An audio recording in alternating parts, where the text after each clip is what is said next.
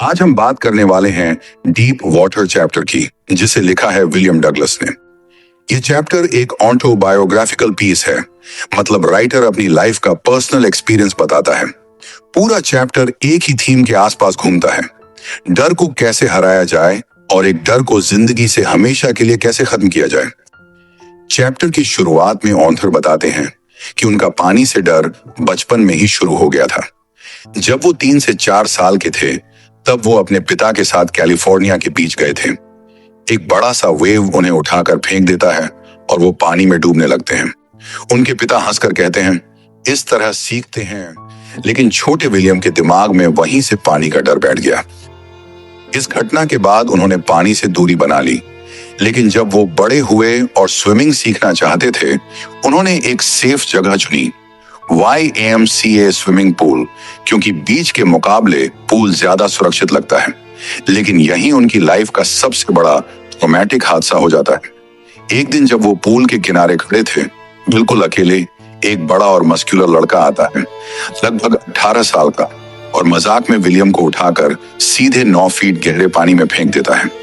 William के पास react करने का टाइम ही नहीं मिलता और वो सीधे नीचे डूबने लगते हैं।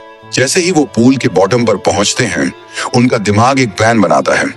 जैसे ही नीचे लगूंगा, मैं जोर का धक्का लगाकर ऊपर सरफेस तक पहुंचूंगा, फिर किनारा पकड़कर बाहर आ जाऊंगा। प्लान आसान लगता है, लेकिन जैसे ही वो पुश करते हैं, उनका शरीर ऊपर तक पहुंच ही नहीं पाता। उन्हें लगता है कि शायद वो सरफेस पर पहुंच गए होंगे, लेकिन ऊपर आते ही सिर्फ पानी ही पानी मिलता है। वो सांस लेने में फेल हो जाते हैं। उनके सीने में दर्द होने लगता है और पैनिक इतना बढ़ जाता है कि लगता है दिल रुकने वाला है। फिर एक पल आता है जब उन्हें महसूस होता है कि जिंदगी हाथ से फिसल रही है। सब धुंधला होने लगता है और फिर वो बेहोश हो जाते हैं। जब होश आता है, वो पूल के साइड में पड़े होते हैं। कोई उनके मुंह से पानी निकाल रहा होता है।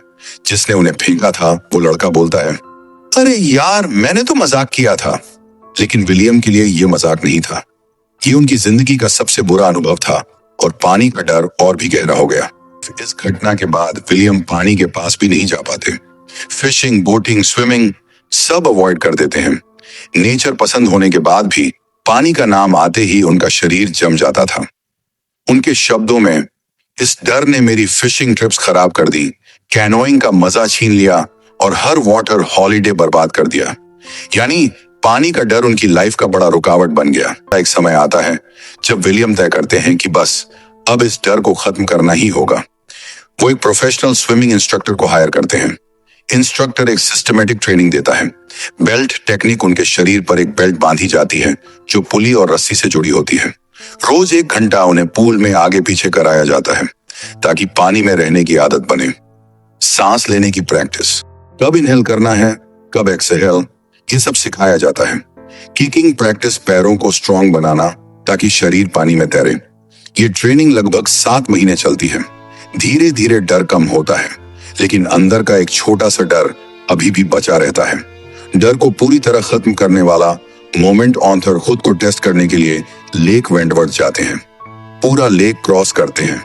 कई बार डर उभरता है, लेकिन वो खुद को बोलते हैं, डगलस, तुम डर नहीं सकते, सामना करो।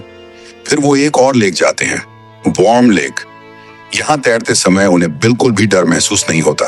यही वो पल था जब वो समझते हैं कि डर पूरी तरह खत्म हो चुका है। अब पानी उनके लिए कोई खतरा नहीं, बल्कि एक नॉर्मल चीज बन चुका था। इस पूरे जर्नी में उन्होंने सीखा कि डर असली नहीं होता, हम उसे खुद बनाते हैं। और जब इंसान डर का सामना करता है, उसकी आंखों में सीधा देखता है, तो डर पीछे हट जाता है।